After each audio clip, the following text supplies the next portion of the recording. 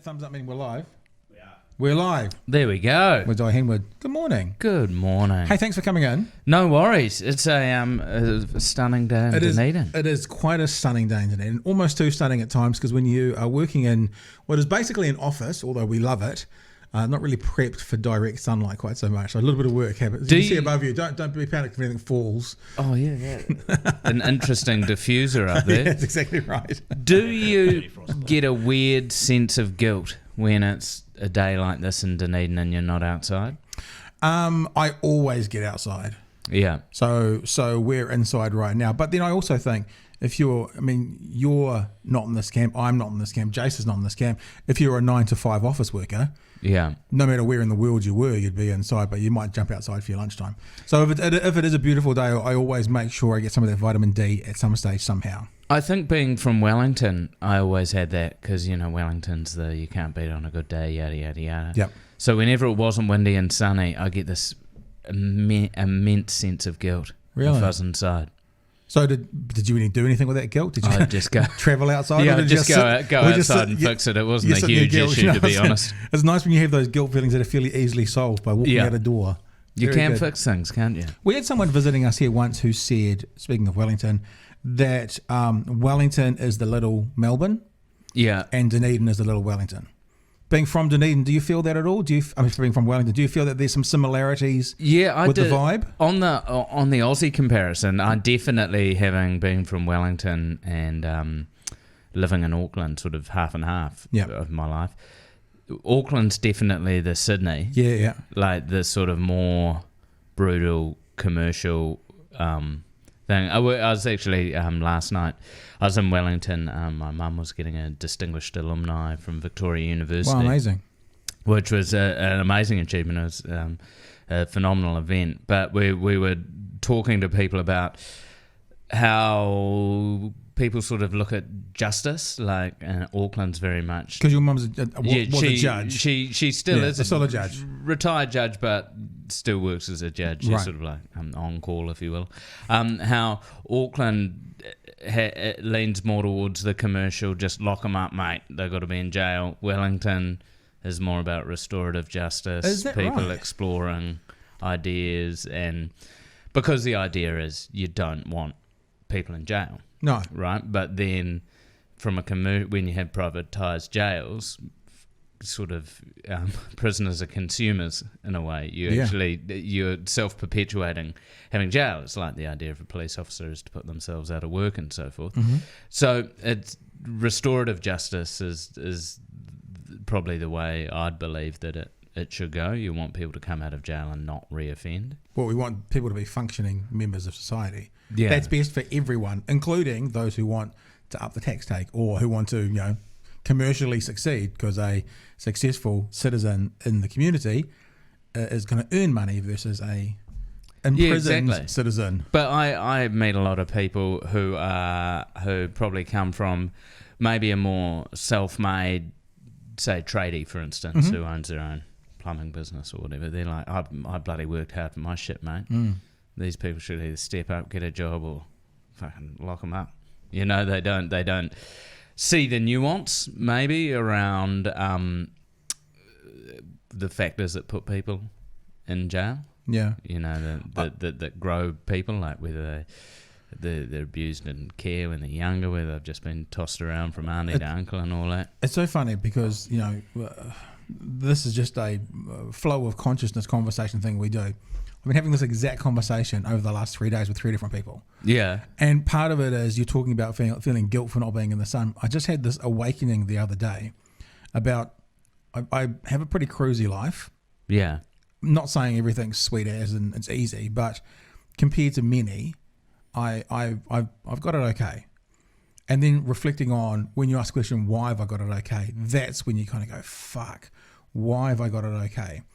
And I'm just reminded of, we had Emily Wright in our Queenstown specials, and she was talking about white privilege, and she was talking about and I kind of, not that I disagree with the white privilege thing, but just if you remove the race aspect and just talk about privilege that we're all born with, whether it's finances or whether it's, whether it is an ethnicity that puts you on the top of the rung or whatever it is, I've had a lot of privileges in my life. I mean, we weren't a wealthy family, but we weren't wanting.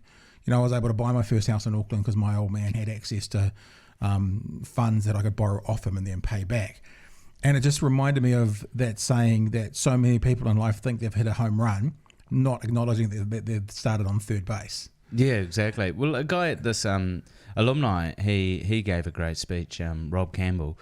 He had sort of worked both as like head of the unions. He'd worked hard out left wing, hard out right wing. Yeah. He'd been sort of on both sides.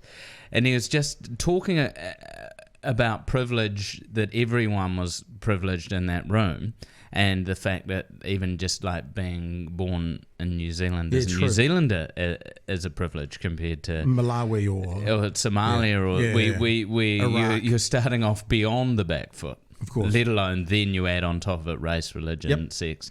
Money. And he was saying that the top, say 5%, which is pretty much everyone in that room, there was a lot of rich white people in that room. He was saying that they have to acknowledge that it's gonna fucking hurt to rewrite the balance. Yeah. That you're gonna have to hurt. That you can't bring equality in. And he made a great point that diversity is not a thing that we aspire to. Diversity is. It's already there. Mm-hmm. Look out the window. Mm-hmm. It's diverse. Mm-hmm. You've just got to accept it. It's not about creating diversity. It's about just accepting diversity. And it struck me, that idea of going, yeah, people just have to realise it's going to hurt. It's going to hurt them in their pocket. It's going to hurt them in their brainwaves on how they're used to dealing with other rich white dudes, but now they might have to deal with a young Indian woman. It was like Obama who he said it very badly because he phrased the coin not quite grammatically correct, but when he was talking to businesses who are living in a certain area, and he goes, you didn't build that road, meaning, other people have been involved in your success in your business, whether it was the taxpayer funding for the area surrounding, whatever it is. And that, the hypothetical builder you talked about before, that when I built my own thing, actually, how much of that was helped by privilege, helped by who they were. Maybe they had parents who were successful in business, and that gave them the second base start of knowing even what to do. Maybe they had, I don't know, maybe their business got contracts from the government and therefore actually getting money from the taxpayer. You know what I mean? It's like, I think that what I've been going through in the last couple of days as a personal reflection is actually looking outside and going, how much of this life I live is completely out of my hands? It's completely uncontrolled. It's completely due to someone else. Now, someone's throwing me the ball. I still have to catch it and so-called run with it. But then you start to think how much of my life is out of control. It's much easier to see someone in a worse off position and go, oh shit, and how much of their life is out of their hands. And like you're saying, where you're born, who you're born to, what your schooling's like. Are you in a schooling system that isn't built for the way you function, whatever it is. And so, it's a real interesting internal conversation I'm going on with me, because I didn't build that road. If it hadn't been for my old man lending us money for our first house, probably wouldn't have a house today. So there's so many factors into this home run. Maybe I haven't hit a home run, but maybe I'm on third or fourth base. Third base? Yeah. Not a baseball fan. Is it? No, I third base, I think. There's home base after third base, I think. No, it's the whole idea of privilege, and it's a tough one.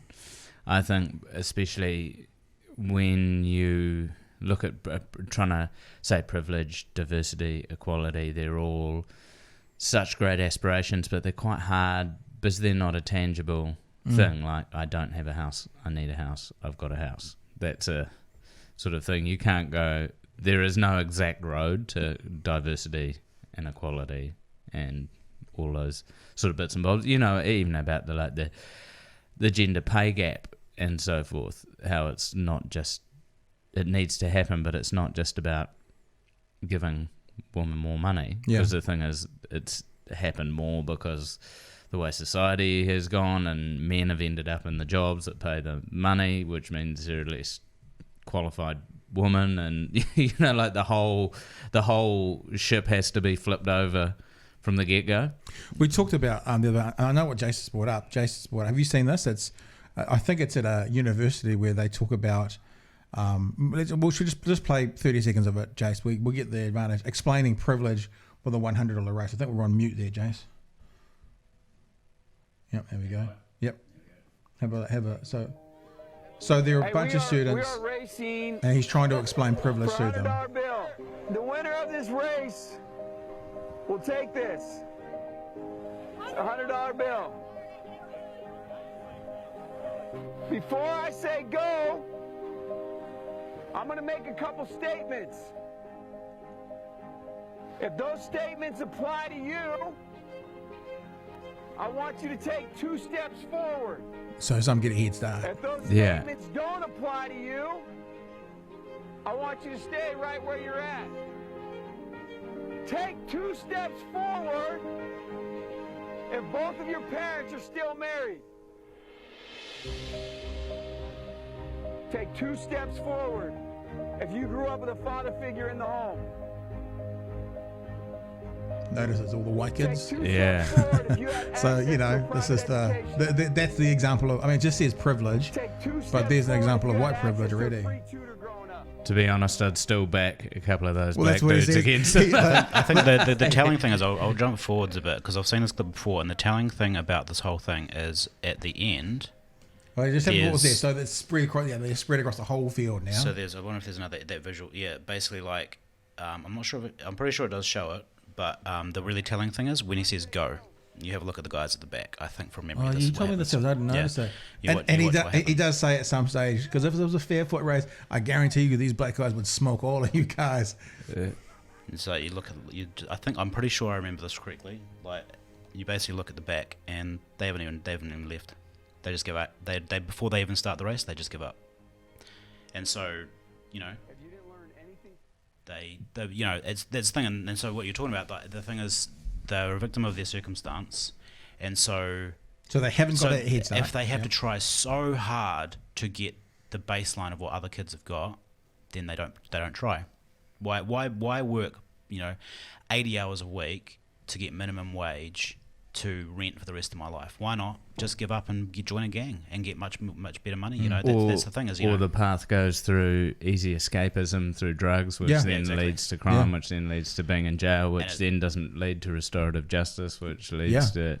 And if you can, and I'm not trying to say, yeah, look at me, but if you can be introspective and go, shit, how much of my life have I had no control over to get me that head start to get to, to finish the race or to get through that race, then maybe that grows empathy to be able to look at other people and go, yeah, what have you done? People who are moving here as refugees and that kind of stuff. What life have they led? What have they not done to get them to where they are, or not even that serious? Wherever people are in life. Well, on the privilege tip, I was just on just come back from Japan, where I was sort of over there for a couple of different things. Obviously, like a small rugby thing going on. A small rugby thing. Did you have tickets to the finals? Yes, I went to the finals. Oh, did you? Did you do the 3-4 game? No, so I'll just finish this privilege thing. Then we'll come to that. As I was there, a lot of rugby fans. I'd travel with both rugby union fans and rugby league fans. Yep. Rugby union fans are horrendous, entitled pieces of shit.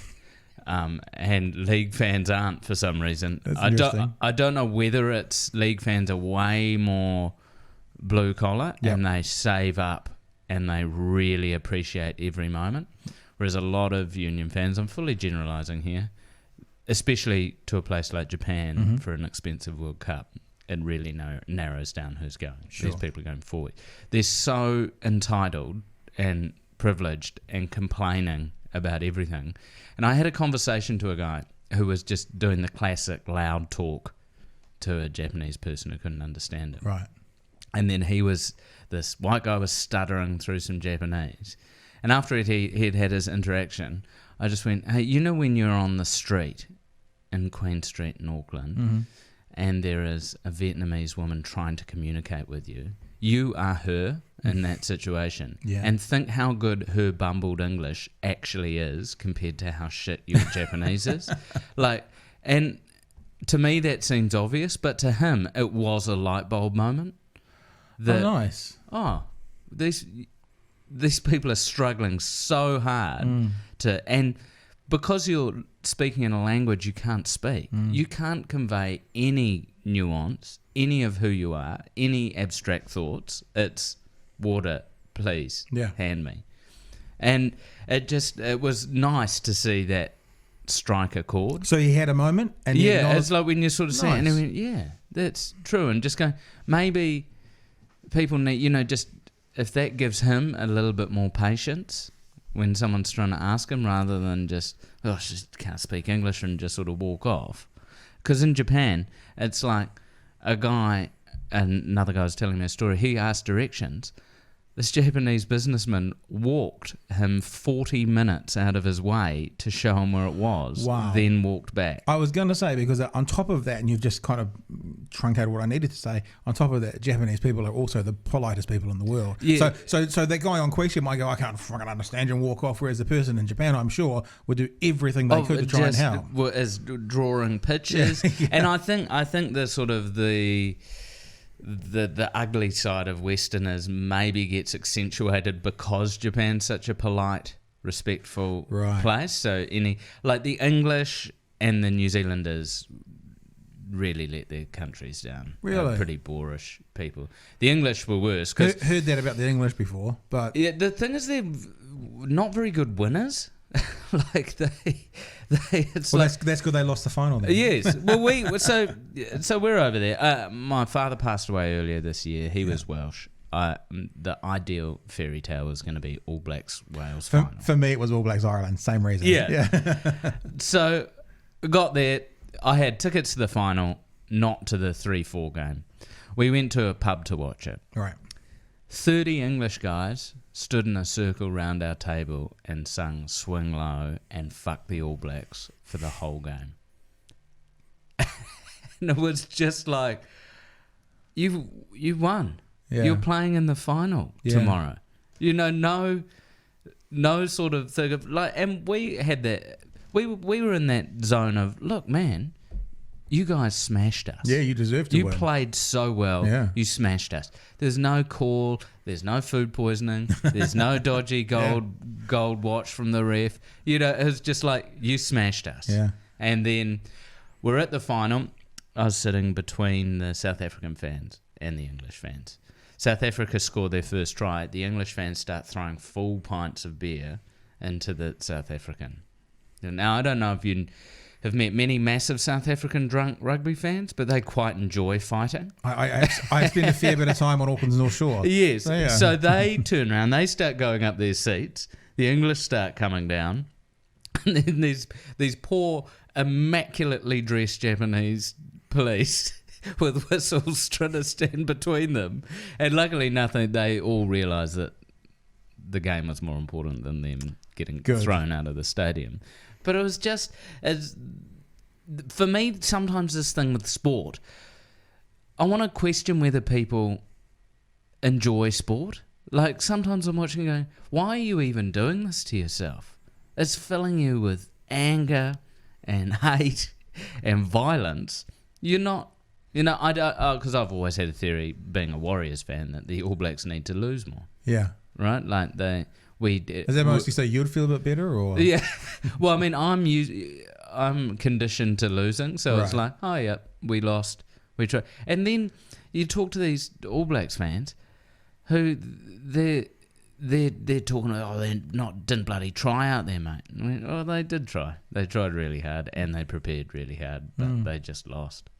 They just lost. We talked about this. I did a couple of companion podcasts, where I had Case Muse sitting there whilst the South African game was on. So we sat here and we did a podcast whilst the All Blacks game was live. We called it, what do we call it? ABs watching the ABs.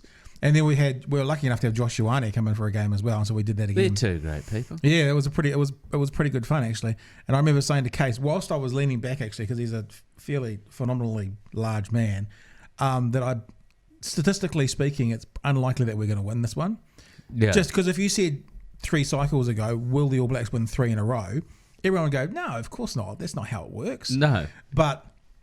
And the other thing I think I said was I wish Bender was on the field more. Yeah. And at the end of it, I'm just like, oh, Ben. And then when he scored those tries in the 3-4. Anyway.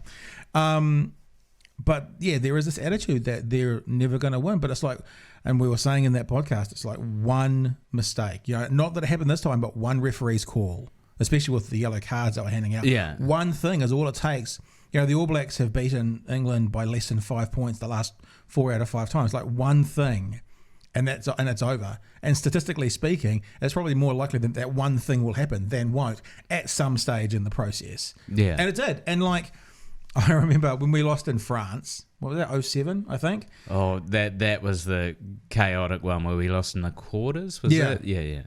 And when we lost, I'm a huge rugby fan, but I realised compared to many, sports not my religion.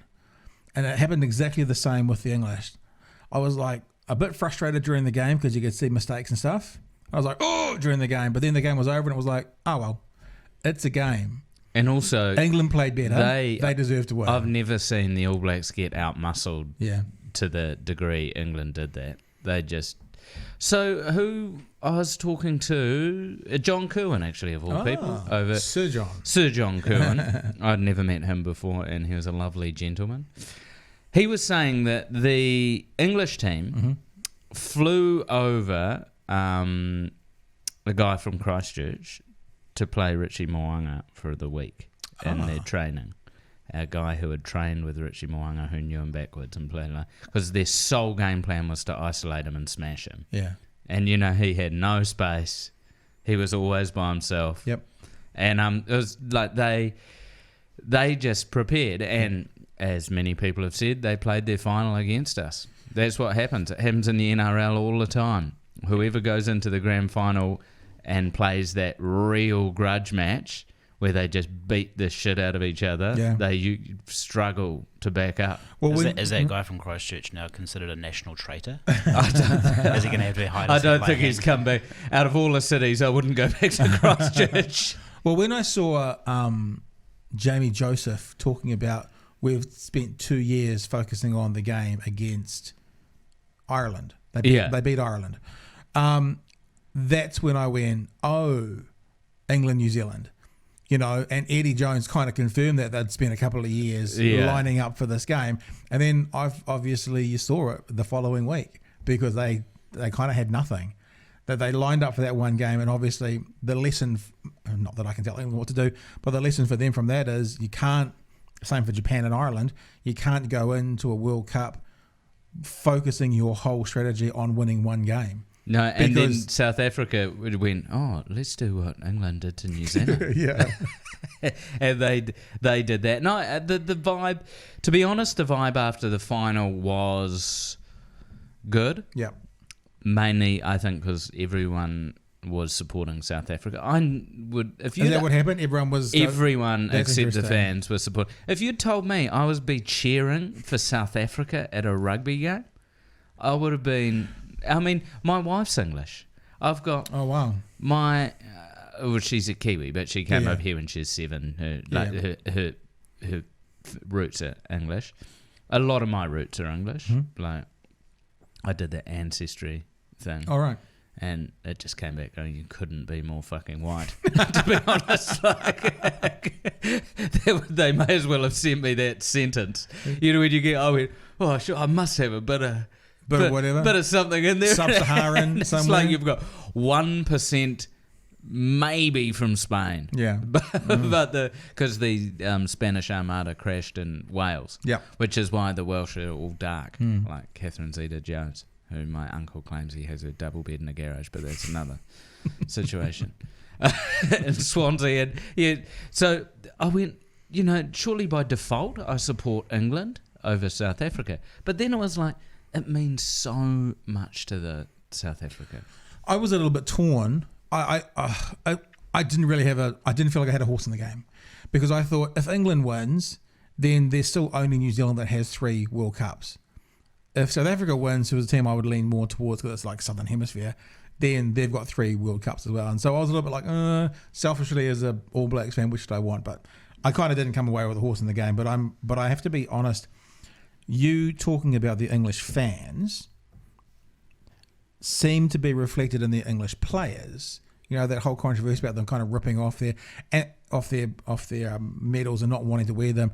And then you see the Kiwis, the New Zealanders, who were fully expected to win, fully expected to be the top team at the end of it, treasuring their third place medals. It was kind of again, I think maybe, I don't know, but maybe that shows that when all said and done, yes, these guys are earning millions of dollars or hundreds of thousands of dollars or whatever, it's a game, and they weren't obviously happy as they could have been, but they still achieved. And the All Blacks had a massive boat to go to and listen to 660 in the middle of Tokyo Harbour, so... Were they there? Yeah. Was that the after party? Yeah, I went to 660. They did a concert on the Wednesday. Yeah. And it was... They're amazing. There's more... To be honest, there's more huckers than you could... It was like, can we just tone the huckers down for a second so we can watch the band? It was your classic Kiwis overseas. Yeah. Like, everything about that concert, like, they just, like... How big? How many people was it? 500 okay. in Shibuya, which is it's a suburb that has a lot of music and so forth. Yeah. But in Japan, you go to a gig, the gig starts at 7:15, you watch the gig, the band starts at 7:15, they finish at 8:30, and then you leave. Yeah. New Zealanders had drunk all of the beer in the venue by 2 songs in, and the bar was still 6 deep. And it was like the people who were like, can you please just go and watch the band? Because Kiwis are used to, I cannot do this without a drink. And it's like, dude, they're going to be over by the time you're still, and they're just sitting there complaining they can't get a drink. But it's like, just go and watch, because there you go and watch the gig, then you go out. Right. To have drinks or whatever. And Japan doesn't rock bars, like you don't go to a big room and drink beer. Mm-hmm. It's all about you drink. They have izakaya is the name of their thing, where you go and you eat food and drink. Like, it's a bit more civilized. So it's a little bit more separated. It's like, yeah, they still have a drinking culture, but it's not like here where we all go and sit in a big room and just drink. Yeah. They're more, it's around either an activity like karaoke or you're eating or something. Right. So Kiwis have it. It was just that interesting thing. And there were Kiwis there. There were 500 Kiwis and one Japanese music reviewer. That must be cool for the 660 boys. They want to go see some rugby. They want to pay for their trip to Japan, so they go to a couple of gigs while they're there, and all paid for. And I mean, the thing is, they're almost the Dave Dobbin of this generation. Yeah, right? Everyone knows their their tunes. They're amazing human beings. They're a great band. I thought, there's a couple of Japanese girls here, and I was walking past them, and I was like, sumimasen, which means excuse me, and oh no, it's sweet as. Love your fucking show, Dai. I was like, there are some locals here. They're just a couple of chicks from Hamilton. So have you done much in Japan? Was this a new experience for you? I have had an interesting love affair with Japan since I was 13. My old man used to tour Phantom of the Opera around Japan. I was going to say, because haven't you got a really unique degree? Isn't it like an Eastern religions or something? Yeah, I have a degree in Eastern religion, majoring in psychedelic religion, like people that take, like shamans and that use hallucinogenics to sort of establish. Does any of that link into your unique relationship with Japan? Yeah, my sort of love, I became a bit of a Japanophile. I went over with my folks when I was 13. I'm 41 now, so this was before the internet and stuff like that, so it was hard to travel. We got there, you rocking traveller's checks, there's not ATMs. God, remember those. Yeah, and we had an issue with a credit card, and the banks couldn't communicate with New Zealand banks. It became this absolute debacle. But we're over there, went to a shopping mall. It was December. There's a 2-story Santa Claus nailed to the cross. They have perfectly taken everything about Christmas and put it into one image that is burnt onto my brain. So like the baby Santa in a manger? A smiling Santa Claus nailed to the cross. Are you serious? Which is such a beautiful image of the West, because it sort of sums up Christmas in a weird type of way. And so I got there and I just became mesmerised with Japan about the respect, I love the food, everything. Then I went back I want to say twice smaller when I was 15. And then when I was 18, I went back and I learned Zazen meditation over there at a Zen Buddhist monastery. And with one of the actors she was a Buddhist from Nelson. Right. And she took me there, and that was my introduction into sort of Buddhism, meditation, and Eastern religion. Then I got fascinated with the idea that this could be wrong, but this is what I've always been led to believe, that Japan has no word for not being religious. You just are religious. Like you can be two different religions. You're sort of. So there's no atheists in Japan. No, you sort of are Buddhist, but then you might like have in a a bit foxhole. of Shinto. Same Yeah, thing. yeah. And so I became fascinated with that. I did some stand-up over there. Really? And there was the Tokyo Comedy Store, which was run by an Australian called Cloudy Bongwater, which he changed his name by default. Of course he's called that. And you don't need to see a picture of him. He looks exactly as you imagine Cloudy Bongwater would look. Yeah. That's like the joke that I think Tom Segura tells it. He talks about you don't need to travel anywhere in America because everywhere is exactly as you would expect it to be. Yeah. He goes, never been to New Orleans? Close your eyes, visualize the people. Yep, that's about right. Yeah.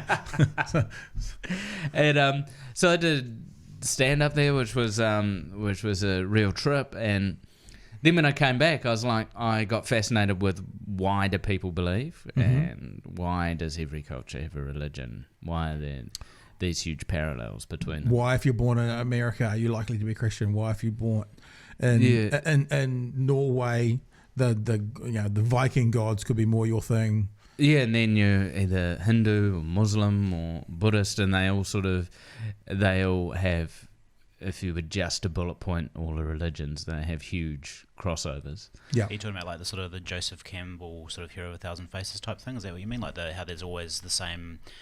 Most religions have a Jesus figure, like a Mary figure. There's all the different the figureheads and narratives within religions are the same. And more actually down to the straight up admin, the admin of religion, where it's like. It's basically a legal system for society. Here's how you live. Right. If you break this, you don't go to jail, we stone you to death. Right. If here's how we're living. And that's interesting. So I'm thinking about more, if it was 100 years ago, that would probably be more clear because we haven't had the influence from other countries so much, whereas now, Muslims are everywhere, Christians are everywhere, Baha'i everywhere, but more integrated. But certainly, but they're not in Japan, because Japan is a very isolationist country, and it always has been. So what's the major religion of Japan? Buddhism and Shinto, which is sort of been, I suppose, taken on as a nationalist religion now. But is it like if you go into Spain, for example, Catholic? Yeah. Spain, South America, Catholic countries. When we say that Buddhism is let's say the main religion in Japan, is it also an adhered to religion? Because a lot of people would say, for example, Catholicism is a cultural religion. In other words, you're born, you get baptized, all that kind of stuff, but you never really adhere to the religion. It's like a lot of Jews at the moment are not necessarily practicing Jews. In Japan, do people then adhere to Buddhism? Yeah, when you go to see the big temples, they're not museums. The Japanese people are there using them as temples. Like, people sort of pay their respects. A huge portion of people will have a shrine in their house, and it's definitely an adhered to. But because of the nature of Buddhism, it's not about reading shouty from the top. Yeah, reading texts, converting people, that sort of thing. Does that still? I mean, as far as you know, does that still adhere sort of to the millennial Japanese, or is it starting to fall away a bit more? Do you have any idea? I don't really know about that. Google that would actually, there's something I'm going to have a bit of a study into, because there was a huge throwback by millennial and even Gen Xers, to be honest, against the hierarchy of Japan. And speaking of good food, here comes food. While we're doing this, Jake, why don't you Google we go. Millennial Buddhists in Japan? Thank you very much, sir. Look at that. Holy schmoly. This looks phenomenal. This is Ed. He's from Ombrelitos in the basement here. Thanks, guys. You guys are wonderful, by the way. Thank you very much. We told you we'd set you out. Look at this. Set you up a lunch. Some beautiful cauliflower. Yeah, well, you said There's, you're vegetarian. And it's... Yeah, take photos. We're all happy to do it. Look at that. We can talk so we don't have too much dead air. You said vegetarian, not vegan, eh? He's vegetarian, not vegan. Yeah. Hey, that's all good by I don't me. mind though, because I'll have all that cheese. So yeah, no, I'm not a cheese guy, really. Oh, really? Yeah. I've never been a. Thanks, Ed. Thank you very much. No, so I've got on. I've actually just got on a bit of a plant-based tip. Yeah, you were saying about this. I was just thinking, do we want to find out that thing about millennial Buddhists in Japan, and then we can segue. That to may not food. be the easiest. Do they even have? I'm guessing they probably do censuses. I'll try and find the Japanese census data, and yeah, I'll get back to you. All Stand by. right, cool. That is not a Google. There's a little box at the top going, yes, millennials renounce Buddhism. It's not the recommended thing. The first entry is going to be the page 2 of Google. Well, this looks like a polenta chip of sorts. Oh, that's got some kick to it as well. I might need some water. That is damn good. So, we were messaging, and you've just gone, it's hot. Yeah. And you're getting straight off the plane and coming here, so I said, I'll get lunch, and you said vegetarian, and then you said, we can talk about that too. I'm going to get a drink. Do you want something alongside your water? Do you want a juice as well? I'm all good at the moment. Tell us. So I, as you do, you get older, you start getting bloods. I'd had really bad cholesterol. Then I went, look, I'll splash out for something that I think people should do. It costs $600. I got a CT scan, which is where they scan your arteries and they see how much plaque and all that sort of business is on them. Right. And they all came back and it was, hey, this is shithouse. Oh, right. You've got a high risk of heart attack. Widowmaker? Yes, the usual Terrifying business. thing, yeah. So I then started thinking about things. I had a couple of other health issues around the sort of gut bum situation that I haven't been able to fix for The gut bum for about 2.5 years. Yep. And then I as for some reason all the algorithms of the universe seem to know you. Mm-hmm. Netflix suggested a doco called Forks Over Knives, which I watched, which had quite a lot of compelling science. Granted, all docos skew towards how they're pushing them. Mm-hmm. And it had this study that was done sort of through China, and then the only sort of way to reverse heart disease was through a plant-based diet. Right. So I thought, give it a go. And then I was just amazed within a week how my blood pressure completely dropped. Wow. To a really good level. Because just pause. My understanding is blood pressure is quite a good indicator of blockages, because if you have arteries that are reducing in size, the heart's got to work a bit harder to push it through. Yeah, because it's the flow. The blood pressure is your flow. Yeah. And so basically through the plant-based thing, it releases chemicals that slightly open your vessels. Yep. And then after 3 days, I went, Jesus, this bum thing's gone. That I've had for 2.5 years. So then I made the Game Changers documentary, which is sort of about basically it's dispelling the myth that bodybuilders, because it turns out that heaps of the UFC fighters are vegan, right? Right. And then they were like, oh well, there's this myth of manly men smashing meat, lifting weights. That's how you get jacked. And then then I watched this one and I went, just give it a whirl, give it a nudge, and been enjoying it so far. Like, it's the thing I'd probably skew towards a bit more towards vegan, but that's because I'm allergic to eggs, right? And I've got asthma, so I've never really mucked around with dairy that much. Like, it's not. So I'm not like because I'm not on the ethical tip of it. It doesn't matter if a little bit of this and a little bit of that. It's just sort of what I'm trying to... I was going to say, so if you, if you're out with the boys or whatever, like Dunedin's the perfect place with our lovely Reburger friends, and it's a big, juicy, fuck off piece of meat sort of thing. Would you still dabble, or are you just like as a one-off a month sort of thing, or do you just avoid it altogether? Not still dabble. Yeah. And that's the thing of it makes it feel a bit more special, because even before that, I was all about If I'm eating meat, it's going to be good. Yeah. I've got a good butcher. Yeah. You know, my son loves a lamb rack. I love a lamb rack. Look at... Replacement for the cheese. Oh, look at that. Wow. Ed's come back. A replacement for the cheese. Which looks... What do we got here? So we got five bean spicy bean wrap. That's speaking my language. Thanks, There we Ed. go. So come to Dunedin. Come into the show. We'll look after you. We'll come down and see you soon, Ed. Thanks, Ed. Amazing. There you go. That'll be fresh as well, bro. Straight for you.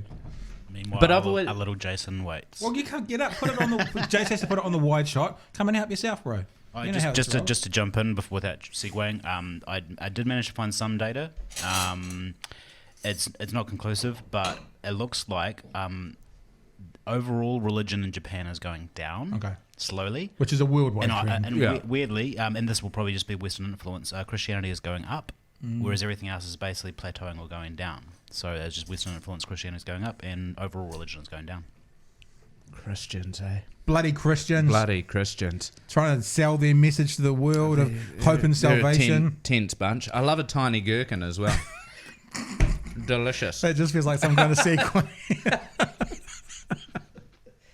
I have to say, one of the things I enjoy most about you, Dai, it's the ability to say something with the best double meaning. You see it on 7 Days all the time, and you say it, and then like about 3 seconds later, you go and go, oh, I could see how that could be interpreted. The thing with my double entendres is that they're not actually double entendres, and I don't really realise I'm doing them, and then I can usually make something sound a bit dodgier than it is. Like the last time we did a podcast. Gets really angry with me because my wife has had to completely change her vocabulary because of me. So she'll be sitting there on the couch and she'll be saying, "Oh man, this is really hard." And That's what I'm she said? I'm like classic Michael Scott. That's what she said. And so she now says she'll be like, "This is really difficult," and so she literally has to change everything she says because and I wouldn't have even gone there because I might have been concentrating on something else. But she's just totally changed her vocabulary because That's I'm a dirty phenomenal. bugger. Remember the last time we did a podcast, me, you, and Elwood, and you told the story of how you had to explain to your wife that the previous night, the 7 days, you might have kind of intimated that you'd wanked off your dad or something. Yeah. It's just- God, that was what an episode that was. The things that come out because comedically my skills are digging a hole and trying to get out by digging deeper. Yeah. That's my favorite. Yeah. My favorite position comedy wise is to get to a place that's really difficult and try and get out of it. So that would imply a planned place, like if you're doing a set on stage, or like just accidentally falling in and trying to do it. So more improv-y. It's more accidentally is where it comes out best, I think. And 7 days is the perfect element for it because we all know each other. And there's so no well. scripts. There's no script. Yeah. So what'll happen is I'll throw something out there knowing Paul will hop on it, and then he'll hop on it, but it'll never be in a way I'm expecting. Right. And then everyone, or I'm actually just quite good at innocuously saying something stupid that then turns into something else. So How often would you say throwing something out there? That sounds quite calculated and planned. How much of the funniest laughs in that moment, the planned versus the, oh shit, I know how the unplanned. I know how that could be taken. So I will write jokes during the week For 7 days? For 7 days, Okay. like because I'll see a story and go, we're definite. There's Yeah. finite news, so I'll go, oh, if this comes up, or even just it's the nature of my job. I never know if I'll use it. If I'll watch the news and funny lines will come into my head, so I'll jot them down. It's always the completely off the cuff stuff that makes the show and is the memorable bits. I always tell people as well, if they can, they got to go to a live shoot. I've been to a few of them. I remember sitting there actually with Elwood's parents watching one of them, and I used to film. I don't know if it still does, but for like 2.5 hours. And if you like raw comedy, and I like raw comedy, the rawest stuff is always left on the editing floor, but often is the funniest. I remember, anyway. Just unrepeatable jokes from certain people that we're going to make the final cut, and if you hadn't been in the live studio audience, you never would have experienced it. No, well, you have to experience it. And comedy, this, we were talking earlier, might have been before we were recording, about Chappelle. Mm-hmm. I finally got round to watching his Which one? most recent one. The one that got... Sticks and Stones? Yeah. Yeah. So I'd read all. I was like, There's nothing, isn't it? so I didn't like his last year's ones. Oh, really? The equanimity and Yeah, the where bird, he was whatever very it much was. rubbing his jacket a lot. That frustrated me. That was a Do you know what frustrates me? When he whacks his thigh with the microphone. yeah.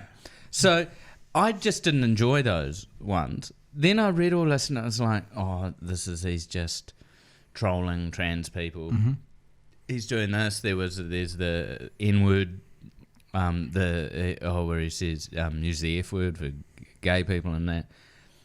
Then I watched it and went, that's not offensive to gay people. Yeah. That is an amazing joke. Yep. And going, are these people not putting any context around stuff? It's like the worst thing you can do for comedy is write one sentence out of a comedian's act. I actually think Chappelle says that one on one last year's specials. He goes, when you write a review of me, I don't translate well into writing because you haven't got the intonation, you haven't got the wink, you haven't got the step back, you haven't got the pause, none of those things. I think Ricky Gervais pointed it out best of all. Whether you like him or love him, I love him, like him or love him, or hate him, is what I meant to say. There's only two options of Ricky Gervais, like or love. Yeah. But he told a joke at the Golden Globes about Caitlyn Jenner's driving. And the joke was about how well she'd done, how the class she had and all this kind of stuff. Didn't do so well for women's driving stats because, of course, she'd had an accident and killed someone. Yeah. But the joke he was making was actually about women drivers, not about Caitlyn's transgender transformation. And I think this is this cancel culture we're going through at the moment, that any joke made at that person, even appropriately, is terrible. I watched she was the latest South Park episode. The latest South Park episode has. Well, South Park's really found its feet. But, it's like a show that is weirdly more relevant now than it was when I was watching it when I was 20. Well, part of the reason for that is they take 6 days to make each episode. So they start on a Thursday morning. There's a documentary called 7 Days to Air. I recommend it to everybody. Oh, I've seen that. Yeah. So that's one of the reasons they're relevant, because they're doing stuff this week in cartoon form. The one that came out last night, I watched it online last night, is about transgender athletes. And of course, that's a hot button at the moment. But South Park goes there. And one of the points they made was one of the South Park characters gets really grumpy with this transgender athlete for the way they're behaving. And the whole episode wraps up with kind of talking about maybe there's more nuance to this conversation that people are letting in on. And the reason that this character got upset with this person was because they were acting like a complete tool. But of course, in the episode, that person was identified as a transphobe. But that's not why they were angry with him. They were angry with him because they were acting like a dick, basically. Yeah. And it's just really interesting in comedy at the moment what's happening. Hey, we've got actually Dave Chappelle, who just won the Mark Twain Award. I was gonna play a little bit of this. Yeah, a bit of spice in that one. Have a listen to this. There's only 45 seconds where he's won the Mark Twain Award. He's had a bit of a speech and he talks to his comedian friends. Let's hear this. Comedians have been getting beat up pretty bad recently, and we're somehow nowadays expected to speak with the precision of attorneys or politicians. We are not. I always think of James Baldwin. James Baldwin was one of my favorite writers because he managed to tell white people what they feel like to be around.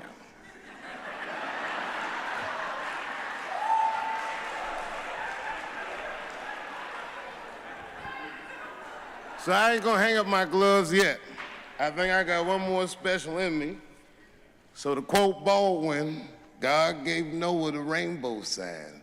It's no more water, it's the fire next time. Thank you very much. So you can see he doesn't step away from it. I mean, look at, like I said, I consider myself, I don't know, I love stand-up comedy, let's just put it that way. A lot of the podcasts I listen to are the stand-ups, it's the Joe Rogan, it's the Ari Shaffir, it's the Tom Segura, it's the Mark Maron. They're the podcasts I gravitate towards. So I hear a lot of the conversation as well. And it's really interesting hearing the comics talk about this kind of stuff from the comics point of view. And it seems to be something that hasn't really hit New Zealand. I think we've talked to Ben Hurley about this when he was here last time as well. It's like we don't seem to have that culture of stepping over the line in comedy in New Zealand. And I wonder if is it because we don't step over the line, we're a bit too polite, or are our audiences here more forgiving and going, oh, that's only appropriate because you're at the comedy club and the context is you're here and that's not you talking in real life. You're basically playing a character. What do you experience? Well, sometimes you experience it like talking about Ben. Actually, I forget the exact joke he was doing, but it was the crux of it was a policeman and white policeman shooting a black guy. This woman in the audience yells out like, "Oh, you can't talk like that," thinking she's reading it like he's doing some gag about pro shooting black people, and going, "You've missed the entire joke here. The fun is being pointed at the stupidity of the police." Yeah. It's like when people go, "That's racist," and going, "It's not racist. We're laughing at the racist." Yes. And the stupidity of the racist. Well, it's like the Jojo Rabbit. I'm sure have you seen Jojo Rabbit? Not yet. Oh, dude. Honestly, one of the most exquisite films I've seen recently. I'm not going to do spoilers, but there are laugh out loud moments, and there's the Taika, what the fuck are you doing to my emotions moments? Wow. like literally Awesome. all in one movie. But some of the controversy that's come from that is about the Hitler character. And I'm like, they're making fun. What part of the comedy is how ludicrous the situation of this group of people believed this. Yeah. And the Hitler being played by a Polynesian Jew is perfect. And I don't know if I've ever heard anyone else say this yet, but my impression when I watched it was the 10-year-old boy he's his invisible friend, Hitler. That's the 10-year-old boy's version of Hitler. So, of course, he can be ludicrous and over the top and everything else because it's what a 10-year-old boy would think of this character to be.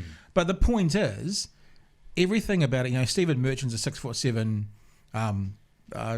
Nazi in there, and at times they actually put him on a box so he's even taller, so he looks down on top of people. And they have this, and this is not a spoiler, it's probably in the shorts actually, where there's like 5 or 6 Nazis going into a room, come through the door, Heil Hitler all the way through, all 5 of them, and then somebody else comes through the room and they do all 5 of them again, and then somebody else and they all 5 of them again. So by the end of the 60-second scene, there's been like 20 Heil Hitlers, and it's like, because it's like Heil Hitler, like it's a pass and return sort of thing. And it's just, I think that it's interesting because we've gone through that Me Too movement, and that feels that it's kind of tapering. I'm not saying that the importance of it is tapering, but the maybe some of, like, I think it was either Ben Affleck or it was Matt Damon who got on board and said, "I'm here to support," and someone goes, "You grabbed my butt in a 1983 movie," and he went, "I'm out. I'm not going to be involved in this sort of thing." We've all had, but it was Matt Damon who said, "There's Bill Cosby up here, and then there's people down here who are offending against women, be it a sexist joke. All of it's inappropriate, but there is a level of seriousness to it." And that was a thing that he got attacked for, and he went, "I'm out." And also the idea of almost going full circle to the restorative justice. Is there a point where people can acknowledge their actions and repent? Yeah. And say sorry? What's the way back in society? It's probably been done to death, but the sort of the Kevin Hart thing. Yep. How he said a lot of really bad shit back in the day, but you can actually see his documented apologies. That was a really interesting one, though, because he sort of then doubled down. Yeah, doubled down on it again. He said, "Look, I'm not going to do the Oscars then, and I've already apologised for it." Then he spent another 6 months apologising. It was an interesting one. Whereas, like Louis C.K. is an interesting one at the moment for what he did. He's about to come back. Apparently, he's just done an email out to all his fans, and people got offended that they received an email from. They were on his mailing list and hadn't unsubscribed. And he emailed and said, "I'm coming out." Apparently the email, I haven't seen it, but I've heard about it. Apparently the email, the second line in big bold print was, if you want to unsubscribe, this is how you do it. That's fine. I'm not sending this email out. It was like a really passive email. Click to the bottom, don't read through it. But then, of course, all these people still read the whole thing through and then got offended because they hadn't unsubscribed. Oh, is that it? Well, there. Yeah, look, see this third line down. If you'd like to unsubscribe, scroll down. So I hadn't actually seen that, Jace. That's the actual email he sent out. And, I mean, what he did was pretty gross. He was masturbating in front of people. Yeah, that sort of...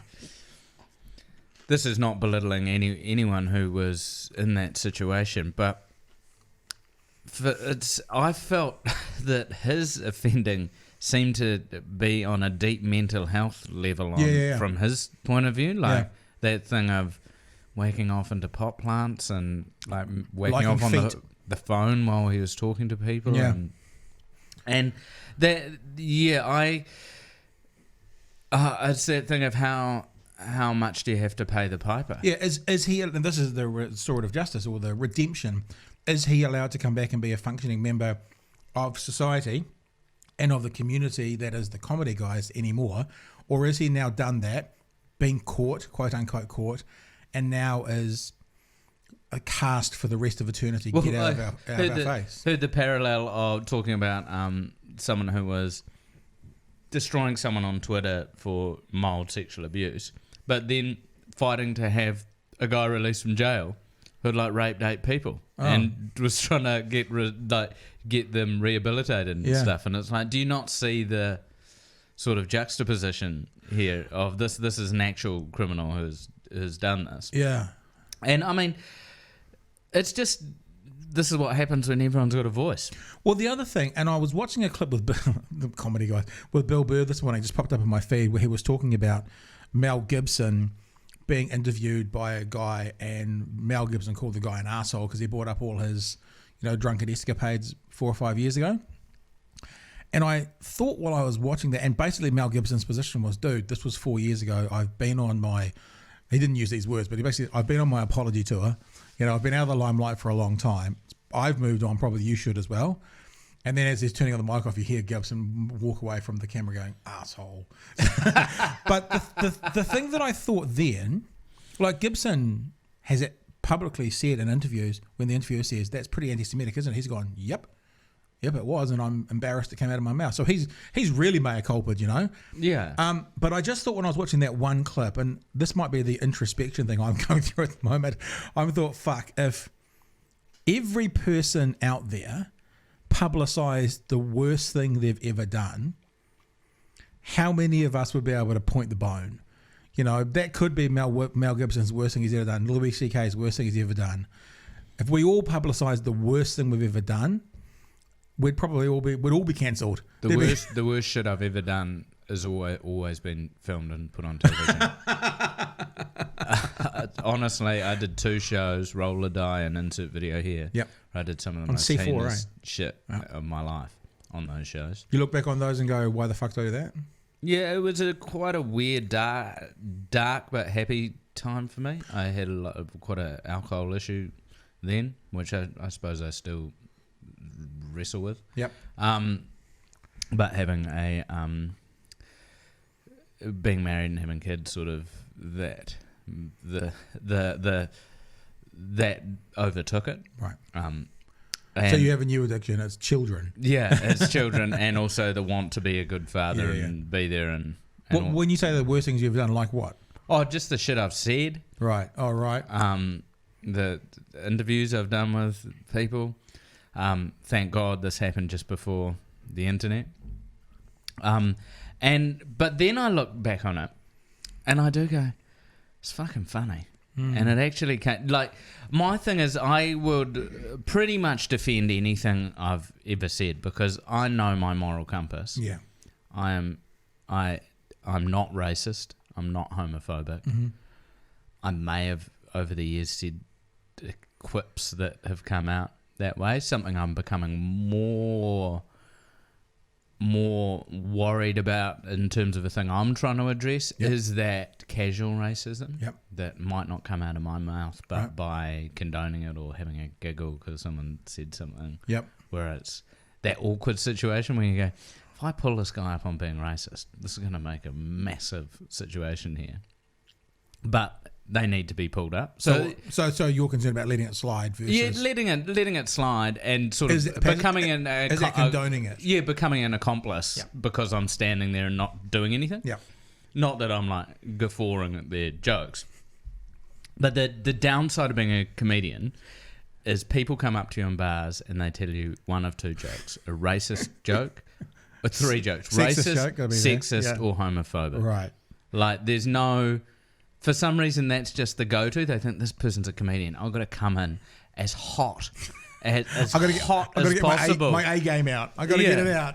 This is the one that always cracks them up at work. And I just stood there staring at people, and going, you just came up to a random human being you haven't met and speak. And I attract some units. Like, I get physically assaulted on the regular.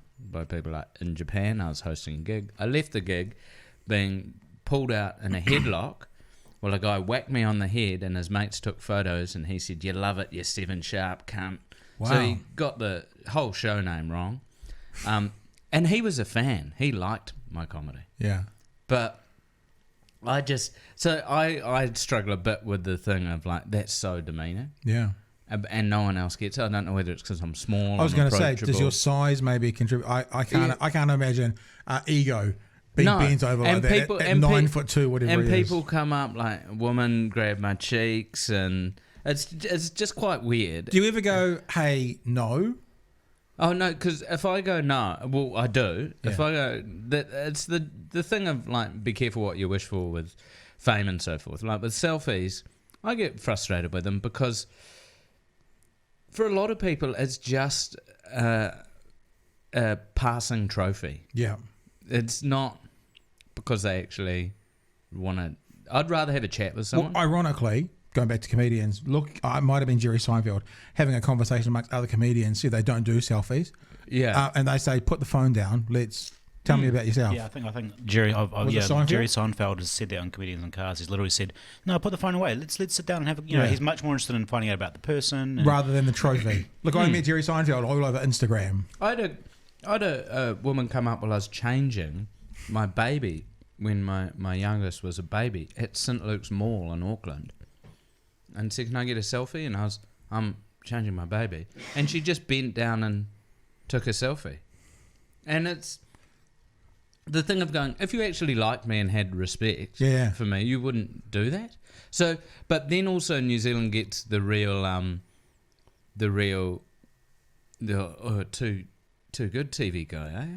It's like the tall poppy thing. Yeah, we get a lot of the standard conversation. What do you do, mate?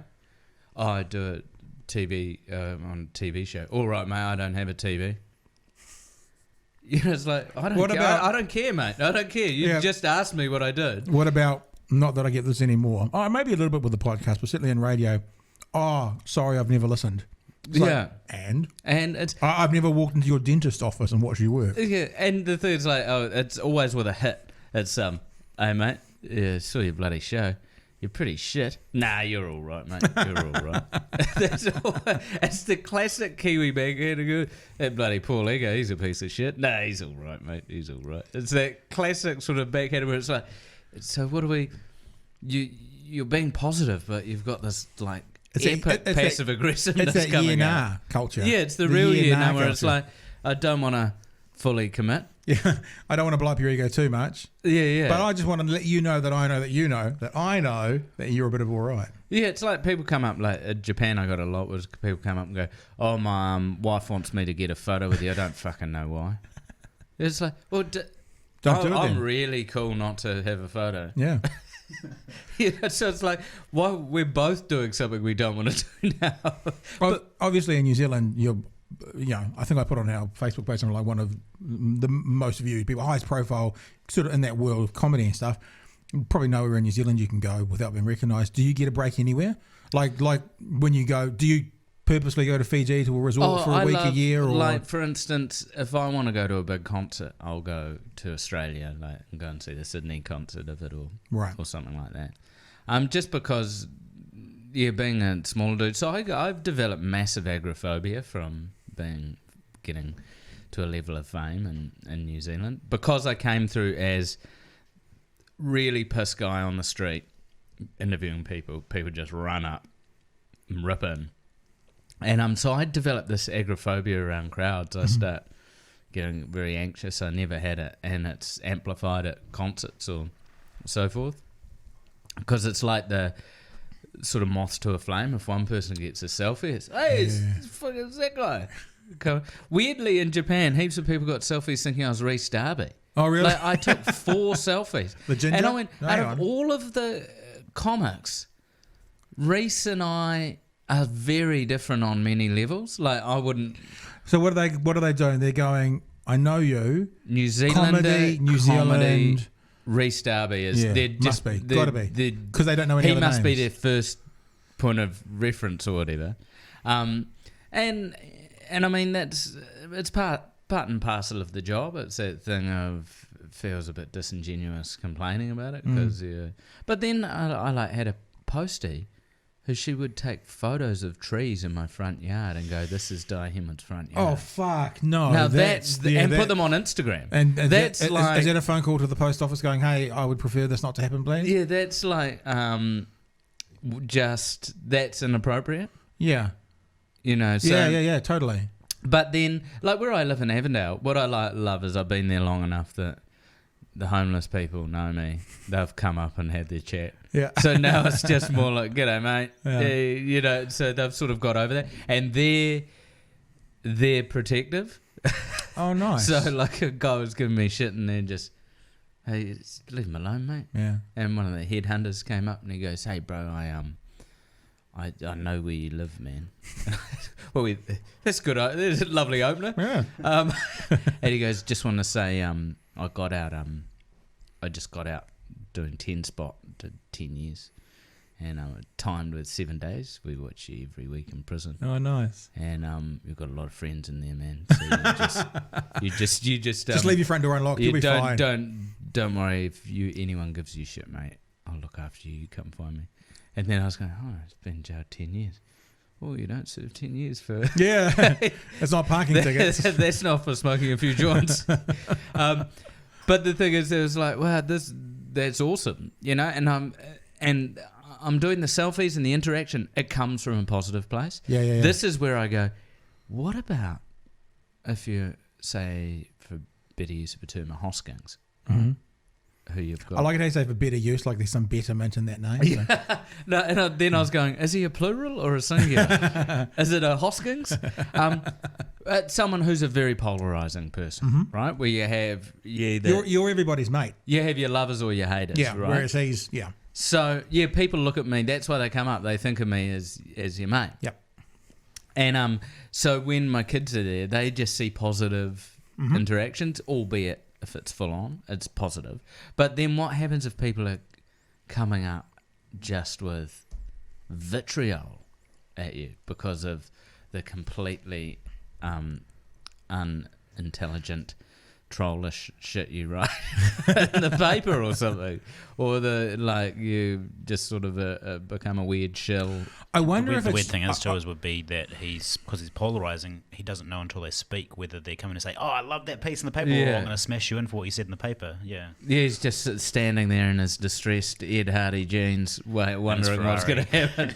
But then I go, is it because he's got this weird status of, I'm a rich dude with a Ferrari, people don't go up to him, if you know what I mean. Whereas I'm a dude in Avondale with a Mazda. So people just, Because everybody can identify with the class clown, but not necessarily with the Ferrari. Yeah, like whether they go, oh, he's on this privileged level. I wonder if there's a change in New Zealand society that mirrors the rest of society. Because I've told the story a couple of times. I can never remember who it was. One of the guys in Hercules who used to go... You were in Hercules, eh? Did you play a bit part or something? Xena. No, Xena. Right. I was in Xena, and my old man was in Hercules. Okay. There's a person who was in Hercules, quite high profile in there, talks about going to America, having to have bodyguards at Comic Cons and stuff because he was molested basically in a massive way. Yeah. Comes back to New Zealand, the way he tells the story, can't remember who it was, can't remember what his character's name was, but he'd be walking down Ponsonby Road, and he sees a mighty kid goes past on a skateboard and says, "Oh, g'day," and uses his character's name and just keeps going. So that's what it was. It sounds like what you're painting is it's a very different picture now, and I wonder how much of that's to do with, I want to get my cool stars today because I met Dai.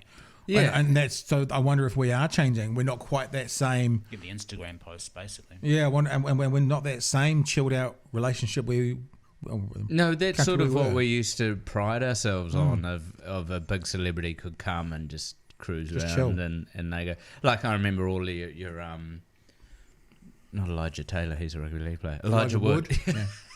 That would have been a very different Lord of the Rings. Elijah Wood, back in the day at that early Lord of the Rings, how they were just mesmerised by Wellington. They were drinking beers in the Matterhorn, they were walking around Cuba Street, they're out and about. That was before the cell phone, and and they tell stories like, because I lived in Wellington for a while, and there's several places that they would literally go, and it was like irregular. So if you are in a position where you would get papped, or like paparazzi are after you or fans are after you, then it would be really public knowledge. But Wellington wasn't like that. They went to Scorcherama all the time just to hang out and have a coffee, and all the places, and people just let them do it. No, they just hung out and now they wouldn't be able to do that. They'd all have to hang out in their hotel room.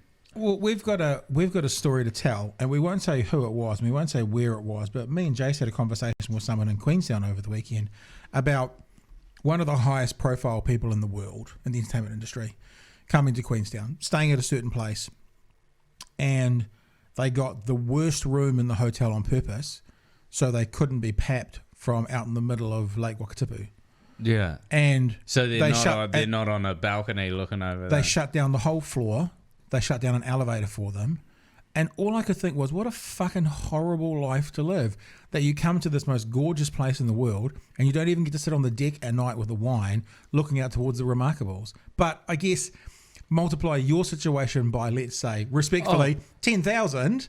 No, my wife and I talk about that on a lot. Yeah. Is that going, what's it like for these people? Yeah. Like your Kanye's, your Kardashians and that. Granted, they, as much as you like to say, they bought on themselves and all that. But they're the ones who actually get their assholes out on the deck. So yeah. paparazzi can see No, them. but that's part of the deal. Yeah.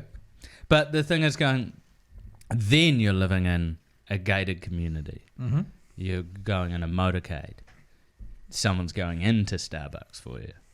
You know, all those little bits and bobs. Like I'm a pretty simple dude. I enjoy a simple life. That's my vibe. Like, I enjoy going to the dairy, being able to walk around the supermarket, all that sort of carry on. So I mean, like, being at that level, and it's still, I only really get it when I'm at places that I don't go a lot. Like, if on my sort of usual... So you're a regular at your local supermarket? Yeah, like in my usual circuit, people are all pretty... So it isn't a daily... Is this a daily thing? If you leave the house, will you be stopped, or is it actually... Yeah, well, the weirdest thing is, the thing I'm always recognised for is Family Feud, right? Oh, really?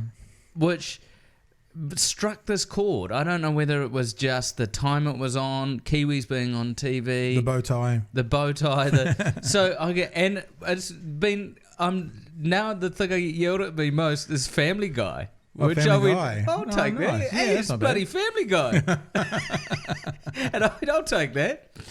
Do you do anything to avoid? Like, I sometimes think, not that I'm, it's nothing to do with profile or anything, but I sometimes put on the beats as I'm walking around the supermarket, and I just think, I just don't want to talk to anyone. I don't want anyone to probe me. Do you do that kind of stuff? You have that? Because if you've got the headphones on and the cap on, not that you're trying to hide, hard for people to go, hey, Dai, because you just... There's nothing like the person who's keen to start a convo with you when you've got your headphones on. That is the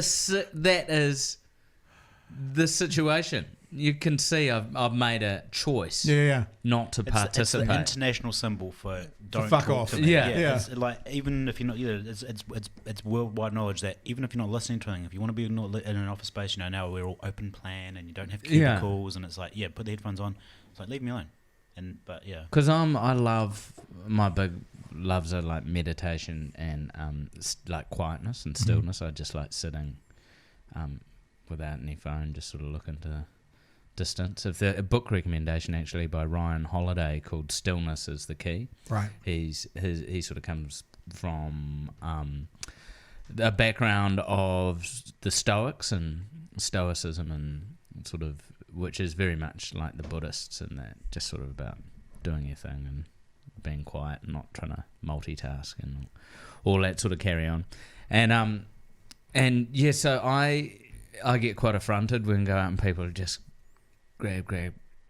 sort of grabbing at you. But no, it's a weird thing. It's just sort of happened. It's a really be careful what you wish for situation, to be honest. I want to talk a bit about TV3, what's happening there. Yeah. But first, just based on the back of what you've just said, I remember maybe 3 years ago, you went to the dumb phone for a while. Yeah, Was it across summer, or you did it for a period of time? For that, I want to get away from all the moving parts. I got the bloody banana phone, the old Nokia, They re-released that was in the Matrix. So are you still rocking that vibe, or is that just periodically you want to go there? It became a pain point, Right. to be honest. Because I would think that this is your business as well. Yeah, like the thing is, we're on tour. I would do 90% of my stuff on the phone, emails, Yep. text, all the bits and bobs. So now I'm just trying. I mean, it's such a buzzword, mindfulness. Yeah. But I'm just trying to be a bit more mindful about things and really trying to do it around the kids. You know, just realizing how much I just pick my phone up. How old are your kids? 3.5 and 6, 7. So I've got 15, 13, 10. Yeah. So 2 of mine have their own phones now. Secondary schools, when they get their phones, people who give their... Look, let me say that a PSA, 2 PSAs, leave, die alone in public. There's a first one. The second one is don't give your primary school kids fucking phones. It's ridiculous. I get phone calls from my 10-year-old's friends at school. Like, her friends phone me and they ask if she's available for a play date.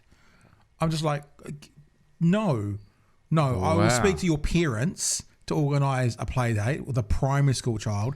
I won't speak to you. Well, my son goes to a low decile school in Avondale. Mm-hmm. It's like perfectly multicultural. Yep. There's literally not a bigger proportion of anyone, which is awesome. Asian, Russian, Somalian, Island, Māori, Pākehā. And there's bugger all bullying there, right? Like, the kids are awesome. Granted, they're all the same? Of course there's issues. Is their school uniform? No. Oh, okay. Because that sometimes makes a difference because that equals people Then I've got out. a friend who teaches at a flash suburb, and there's heaps of bullying there because 9-year-olds are rocking around with an iPhone 6. They're getting bullied because they don't have the Jordans. You know what I mean? Whereas my son's figuring out that one of his mates doesn't have lunch, and he's sharing it. Now, what's the better thing to learn? You know what I mean? Yeah. It's just like, but and this is obvious, a glossy-eyed view. There will be bullying. Of course. I know a kid there was bullied because he was white. Weirdly, you know, which you go, not the privileged group there. Yeah, eh? I hate the fact that that's happening, but hey.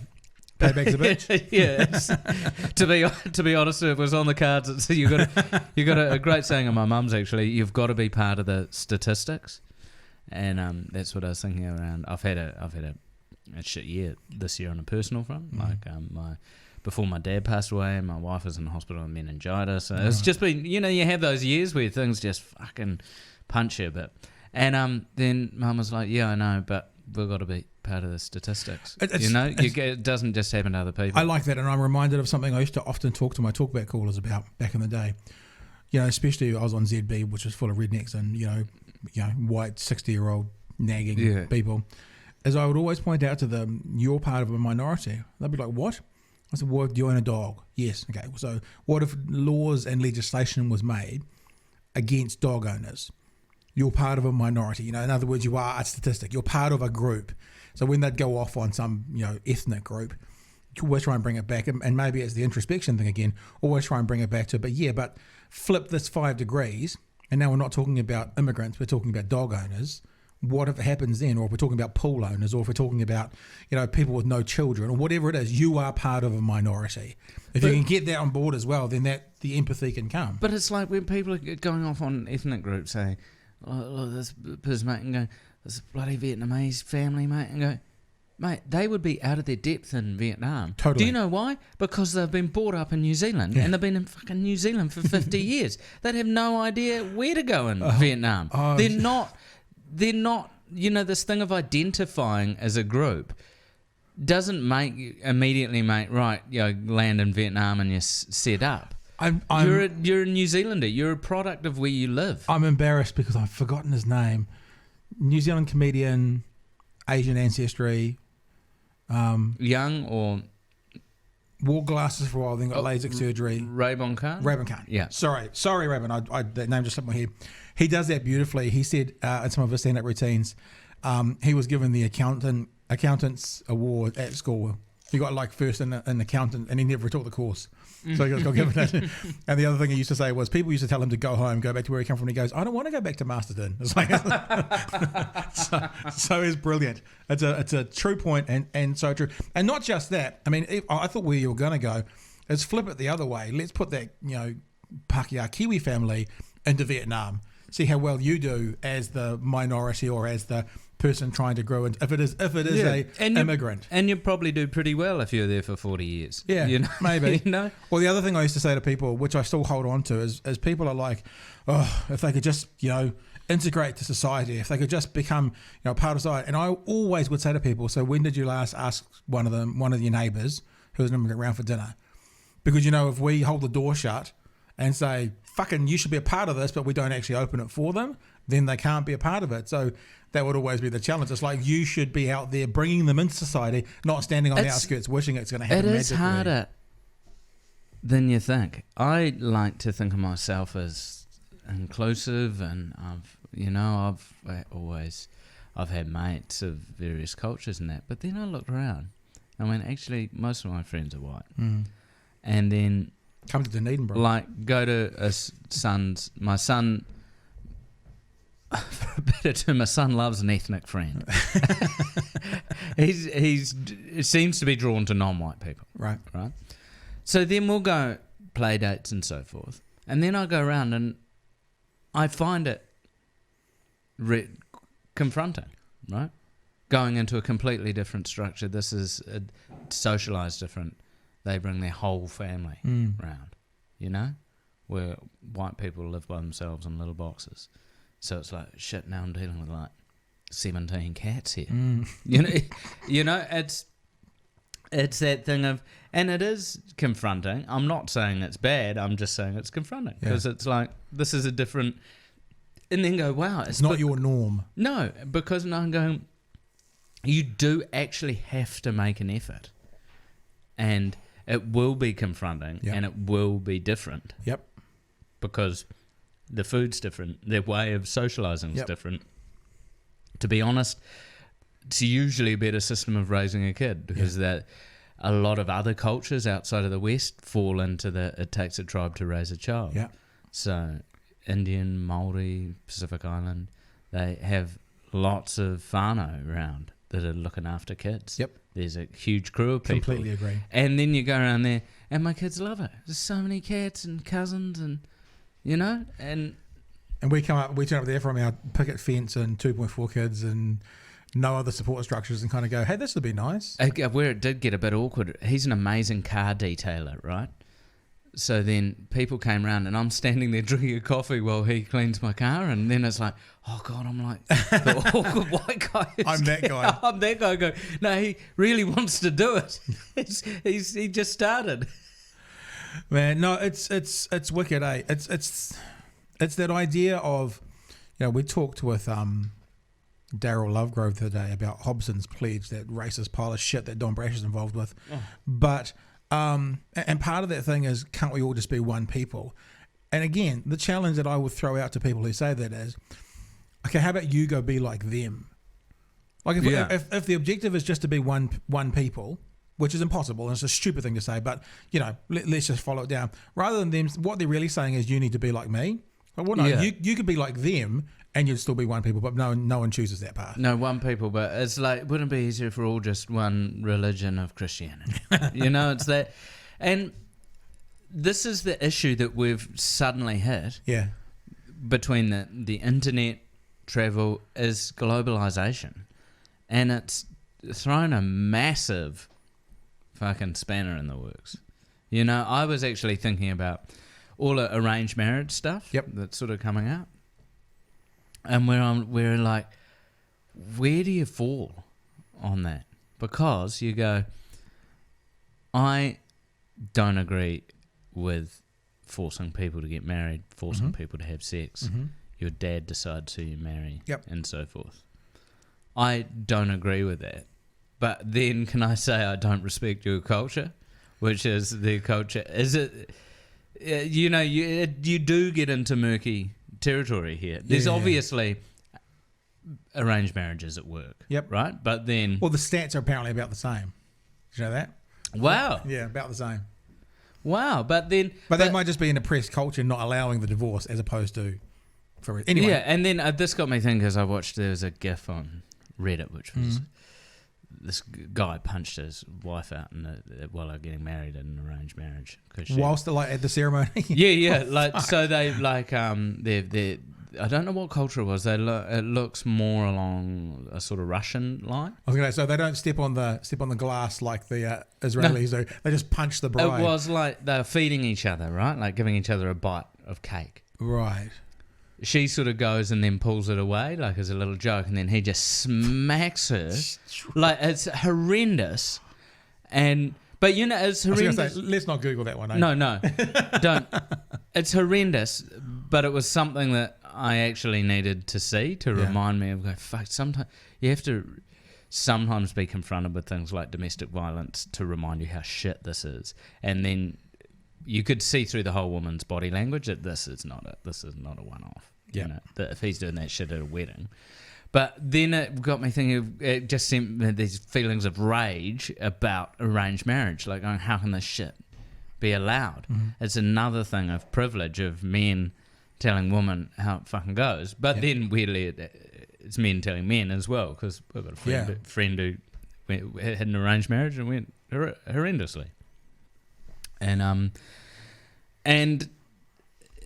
where do you stand up? Because we still live in a thing where you got to respect people's culture. No, but see, this is where the so-called woke culture falls over, because you see it more in America than anywhere else in the world. Like people standing up for places like gay rights, appropriately so, and standing up for places like Saudi Arabia, like the same part of the political spectrum.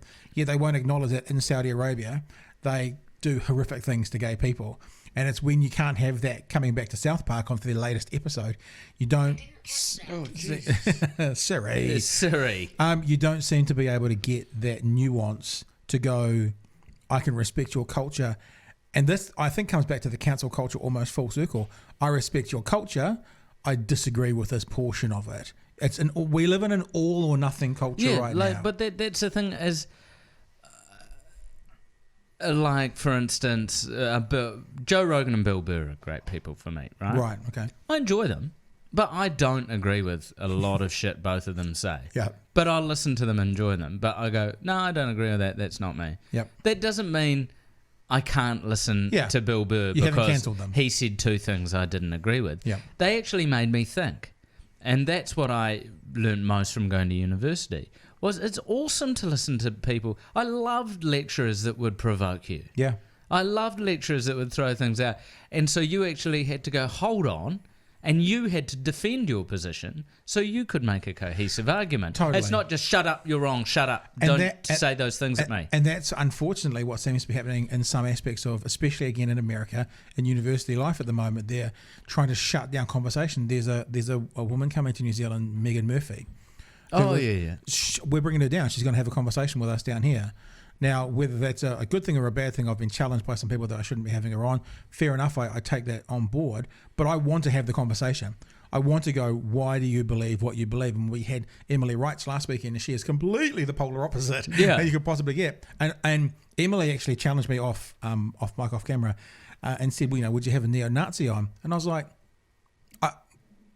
I couldn't say no straight away. I probably wouldn't, but actually I'd want to know why I'd have that person on and what I think would come from it. Like there's I like the conversations. Like you couldn't bring a neo-Nazi in just so he could have a platform Absolutely to spout his shit. But that's not what I do. But he would have to come in with the thing of trying to explain how he ended up at this belief system and how he thinks this belief system is correct. Yeah. It's like I'm very liberal, I'm very left wing, but we need to shoot fucking terrorists, right? So that's where I fall. I think. Well, so you're already outside the woke culture then. That's your goal. Because look, I don't know if you've seen one of the best docos I've watched actually was the Vice doco where the dude went out with a PR guy from ISIS and he haven't seen it. First of all, it was phenomenal that ISIS, like he's a straight up PR guy, like if you're putting a show on. Yeah. So he takes him through Syria to all ISIS spots. Wow. And you're like, these dudes are operating on a different level. You can be as woke as you like until they cut your fucking head off. Totally. Right? Of going, you realise they're not having a conversation about, hey, maybe we should just let the West do its thing, man. You know, let the Americans chill out. Like going, unfortunately, and I'm not saying all terrorists, there's a lot of people who get sucked. What, are you about to say good people on both sides? No, but there are people who get sucked in, you know, like who I'm saying, like child soldiers and shit, who end up in a position that they are not responsible for. Absolutely. I'm talking about these psycho clerics and that are out there with hate speech, recruiting people to kill and to believe in this false dream of virgins or whatever latest thing they're having. None of these people believe the Quran. Mm-hmm. ISIS is as far away from being a proper God-fearing Muslim as you can get. And the thing is, sadly, you've just got to kill these dudes because they're not going to stop. You're not going to change their point of view. Yeah. You know, you're not going to... You can't get the Jack of Spades or whoever they're after on a podcast and you go, actually, you make some very good points. Let's all stand down, guys, to get that vest off, mate. So it is. I suppose it's that. It always comes back to the phrase: does the tolerant have the right to tolerate the intolerant? Yeah. That, like, you know, where do you get? How far do you wait into the war before you decide to fight the Nazis? Yeah, and it's also, I mean, it's almost going to sound like I'm going to contradict myself here, but I'm always frustrated with the right-wing media in America always wanting to have both sides of every story. Yeah. Because sometimes there's not another side of the story. You know, did Trump lie? Yes, conversation over. You know, was he involved in the Ukraine? Yes, conversation over. Did Russia help him? Yes, conversation over. There's not another side to it. And I always used to think about, if I ever talked to someone from Fox News about this or someone who believed that, I'd go, so would you have both sides of a conversation on for someone who was trying to groom underage people on the internet? Like, would you have the pro-grooming for sex group and the anti? And the answer is, of course you wouldn't. No, because you wouldn't put that out there. But then, for me, where is that line where I think I don't want to use the word healthy because that implies you're always sort of in control, but a worthwhile conversation can happen, and where is the line for this shouldn't be aired? And some people are telling me Meghan Murphy shouldn't be aired. I don't agree with that. Maybe I'm making a mistake. I guess we'll find out in about 24 hours. But what pisses me off about the right wing is they don't believe in anything. They don't have a moral compass on how... They don't have a game plan on how a country should be run. They don't have a game plan on how the people in that country should be looked after. They believe in money, and you follow the money. Yeah, it's corporate. And you can look at all the shit that really depresses me, of all the stuff that's going on in China with companies that come out of democratic countries, mainly America, who are fine to look over human rights to get a little bit more money. Yep. You can. I've just been going down the rabbit hole of opioids in America, and it's all about money. They created a drug war for money.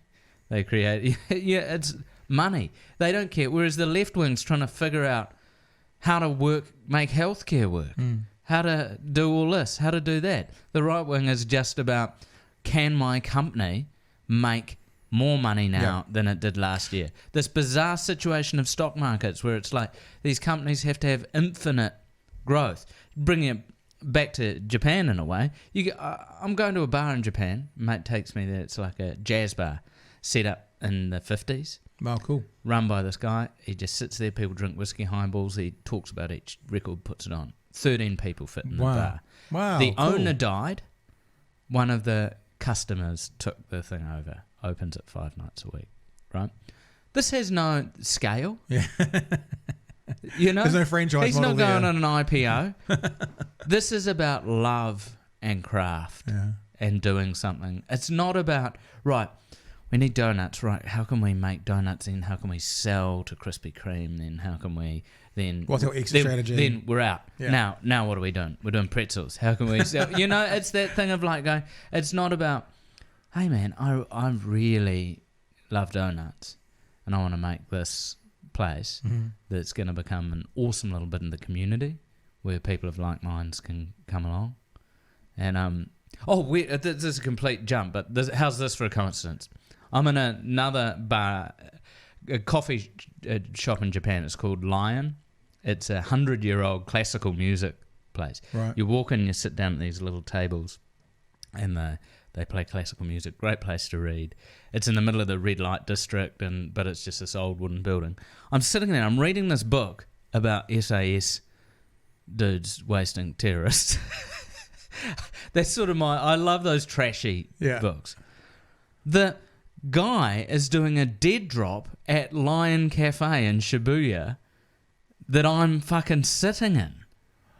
Really? And I'm reading a trashy novel about this SAS assassin who is doing a dead drop, sticking an envelope under the cafe you're sitting in. It's a 100-year-old classical cafe Lion in Shibuya in Tokyo.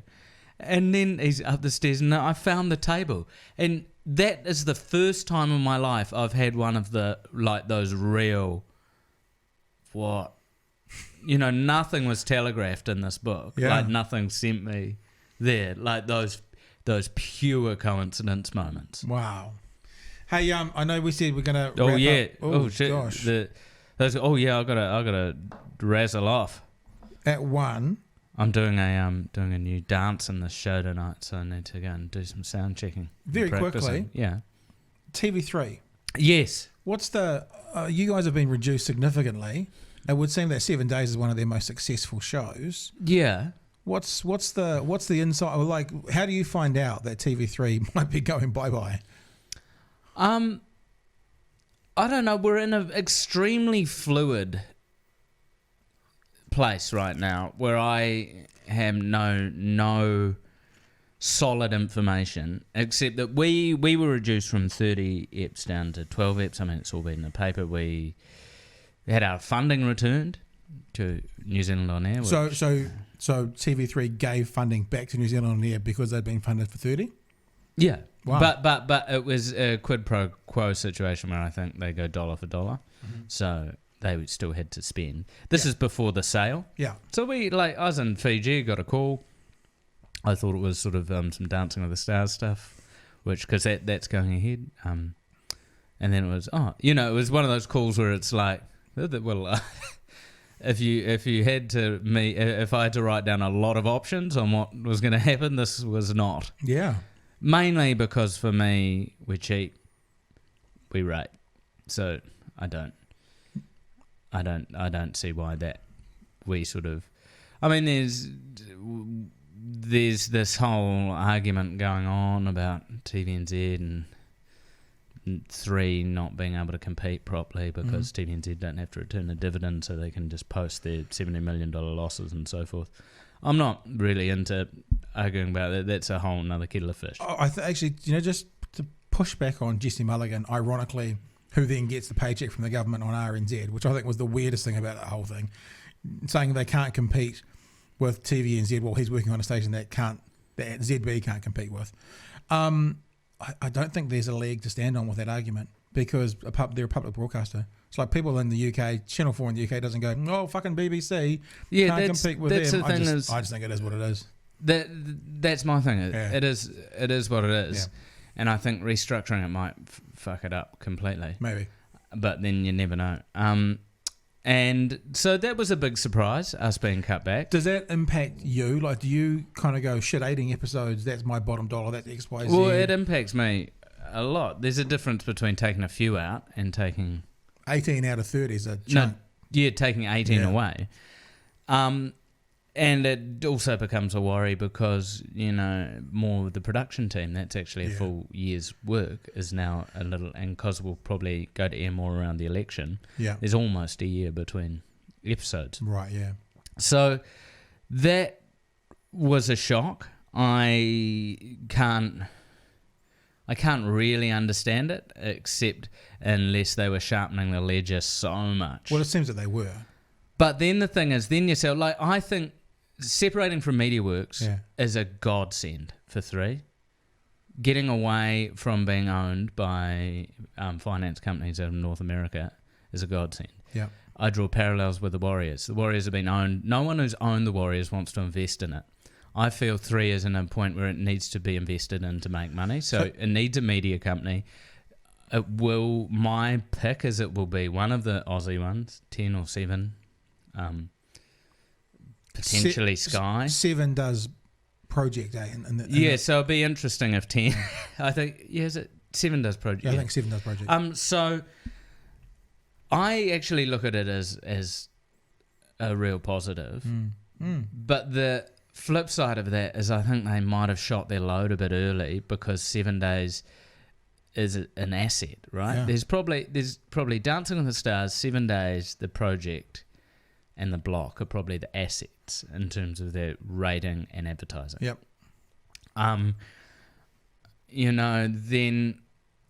it's I mean, you can say it's above my pay grade, but I just don't know. There's something going on there, and I can't quite make the jigsaw work. I can't see them. So you've got no inkling, no feeling, no gut telling you whether we will have TV3 in 12 months from now 3, or not? I think 3 will go on as business as usual, I believe it'll be purchased by the end of the year. I quite like the idea of Sky buying it. I'd love to have an outlet for free-to-air sport and stuff. I think the model that Sky's got at the moment with sport is terrible, and I don't think it's sustainable. I, to be honest, could see if Sky bought it and sort of Prime and 3 joined forces and made a full local channel that also catered to free-to-air sport. Yep. Also maybe some free-to-air sport that you're not seeing. That's not just rugby and cricket. That maybe. But your gut's telling you you'll be around for a while. We'll be watching 7 Days next election. Yes, and I also, if we're not. I've done as much as I can for my CV. I've been very happy as I've grown as a performer and added more strings to my bow. And life's exciting, man. I mean, I firmly believe nothing happens in the universe that's good or bad. Things just happen, and it's how you throw your perspective on it. You choose to make it. I remember sitting at a table with you 13 years ago at Top Gear. Oh, yes. Me and Petra were doing a show on ZB and we went along. Wow. And Petra looked at you and said, well, of course you're going to be successful. You're talented. And I think I think about that comment that she made to you often. She's probably one of New Zealand's most successful presenters. And it just seems... And a stellar person as well. Yeah, I just think that seems that no matter what happens with TV3 and stuff, that model of you being talented, hence, of course, you're going to be successful, will just follow you wherever you go, and I think that's awesome. Oh, thanks, Pat. And I do worry that if 3 went away, that there's so many talented people in New Zealand, and there's only... that will just then halve the number of jobs. The worry I have about 7 Days going down is that's 80. So if we lost 20 episodes, usually we do about 32. Yeah. We lost 20 episodes. That's 80 appearances for comics. Yeah. And then, of course, they're off to the TVNZ that doesn't have to make profit, and then the quality may drop because you'd lose some of the people you want. The quality, also the pay structure changes when there's only one person in the building. Yeah. So it's strange times, but no, I firmly believe, who knows, we might get bought by someone who wants to reinstate 7 Days. Pump it up. Then they'll probably go, why'd you give the money back so early? Hey, listen, we've got to let you go. We've got to stay to our times. Cheers, Jason. Thank you so much for coming in. It's been an absolute blast. Great. I know we've tried to do this 2 or 3 times, and we finally got it done. I'm glad you enjoyed your vegetarian vittles from downstairs. Oh, phenomenal. I'm going to take a tiny gurkha. Do it, bro. Good luck tonight, Regent Theatre. Thank you very much. Are the tickets still available? Do you know? There are, but we're already at 1,200, which is phenomenal. Yeah. Cool. So tickets available for tonight if people are watching this live. We will see you someplace sometime. Thank you for coming in. Absolutely. Merry Christmas. Take care.